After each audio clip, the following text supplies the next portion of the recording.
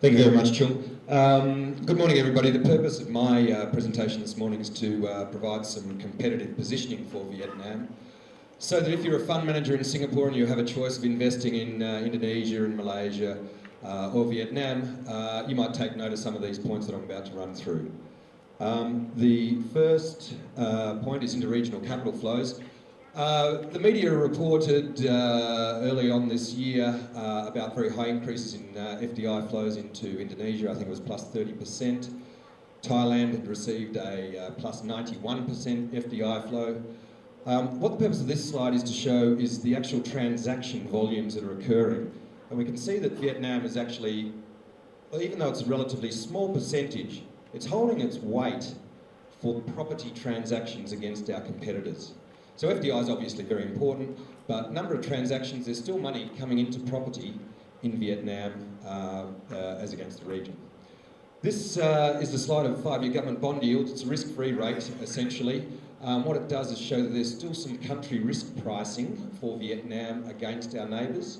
So there is some country risk that's still being priced into our risk-free. But it's important to put this in context against property when we have a look at regional yields.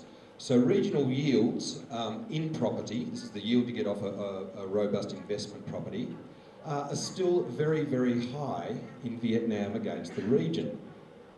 We can see that both Ho Chi Minh and Hanoi have significant yield spreads against our other regional competitors. What this means is that Vietnam's property is reasonable buying. It's still good value buying against many of our regional neighbours.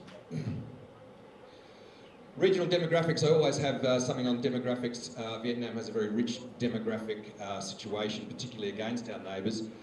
What this slide is showing is that the 20 to 29 age group is decreasing across all of our neighbouring nations. And this is just a product of modern demographics. However, what is important is Vietnam has one of the sharpest declines of all of our neighbours. And this is something that goes to the heart of our competitiveness. A lot of investment in Vietnam is because of our competitive nature, our costs. As Vietnam has one of the sharpest declines, and this means our competitiveness is potentially decreasing in the future. So it's something to be very well aware of. The next slide shows the male to female ratio. This is very important for household formation, and it shows that while Vietnam at the moment has a very strong presence of females regionally, it is declining as well. The thing to note here is the impact of China's one-child policy, and almost 10% more males than females. This obviously has repercussions socially, with commerce, and of course recreationally.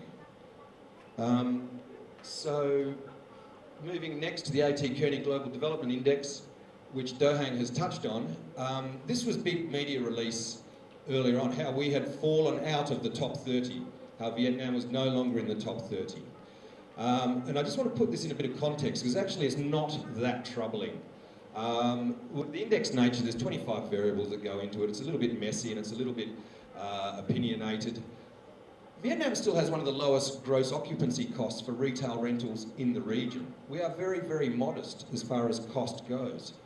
The economic needs test always comes up. We are an emerging nation, and there is certainly a very, very valid argument for maintaining the economics needs test. And the last thing is infrastructure, always mentioned. Every country complains about the lack of infrastructure. So this isn't a major problem.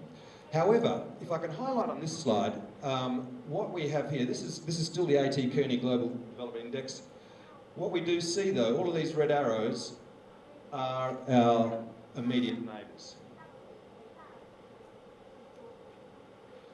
What that shows is that even though Vietnam is not getting any worse, our neighbours are potentially strengthening. And so this is something that we have to be very, very well aware of in our competitive product regionally.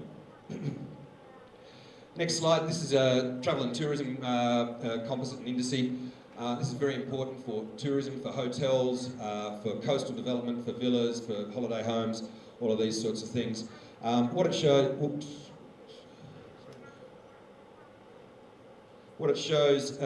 is that Vietnam is, across the Asian nations, is only modestly placed.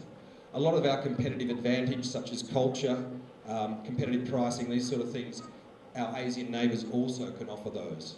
So it means that we don't actually get a great deal of differential or advantage out of some of our offer. It means we do have to pay a lot more attention to some of the items that need improvement. Just having a look around the area now about how our prices have gone over the last year. This is 2011 indices. We just want to have a look at where, not so much the absolute change, but what the change is against our neighbours. And what we can see is that there's, particularly in retail malls, this retail trend has just, in China, has taken off. It has grown enormously. Our prices down here for Hanoi and Ho Chi Minh City, a bit moderate, nothing much there, a bit of noise really. We go into luxury service departments. This is a good indicator of FDI. As we all know, service departments is almost, is very well correlated with FDI. Again, we can see Chinese investment's very good. Hong Kong, this is a supply side issue, which was corrected by a lot of policy. And again, just a moderate little bit of noise for the Vietnam cities. If we move to the last one, is prime hotels. Look, it's pretty middling performance all round. There's nothing much happening here. I think there has been a little bit of seasonality for Ho Chi Minh. We've on the back of fantastic tourism arrivals over the last year or so. And Hanoi is always pretty reasonably tight in its performance anyway. So just as a regional summary, a lot of the characteristics that I've got up here, everybody's going to be aware of all of these. These are all sort of day-to-day events. We're all pretty aware of them. I guess the highlight here, at the bottom here, is that Europe is a mess. And there's no doubt that Europe's a mess, and actually that's okay for us in Asia. We all know about the trade advantages that are starting to flow through to Asia from China. We're all looking forward to the GDP figures due out from China later on this week. What I'd like to highlight here is REIW Singapore. Richard Duncan was one of the keynote speakers at this conference last week that was very well attended by representatives from Vietnam, from CT Group, from Nam Long, from Vina Capital, and from Semcorp. At this conference, Richard Duncan, a very well-known economist, global economist, his book is about the end of the paper money economy. He's a pretty depressing character, actually. But what he underscores is that he believes that the global economy is in a crisis. He doesn't see that there's very much to come out of this. He thinks over the near term, there will be a lot of issues. Part of the issues that he's highlighting, and which we're all very familiar with, is quantitative easing. Every government, through their policy, is trying to use quantitative easing to stimulate growth, to grab that little bit of extra growth. And every government's doing that. What quantitative easing does, however, is increase equity, increases debt, and it allows price bubbles to form. And so his view is that with this continuous quantitative easing which we see, there can be some problems coming in the near term. It's all pretty gloomy stuff. What I'd like to finish on, though, is the happiness index. And I'm not sure how many people in the room know, Vietnam is the second happiest country on earth. And this is really, really good. This is very good news, of course.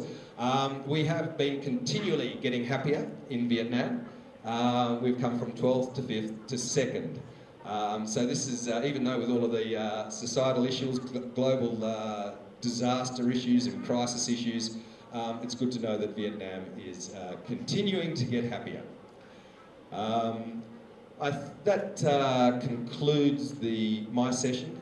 I would like to now invite Chung and Hang to the stage for some questions and answers.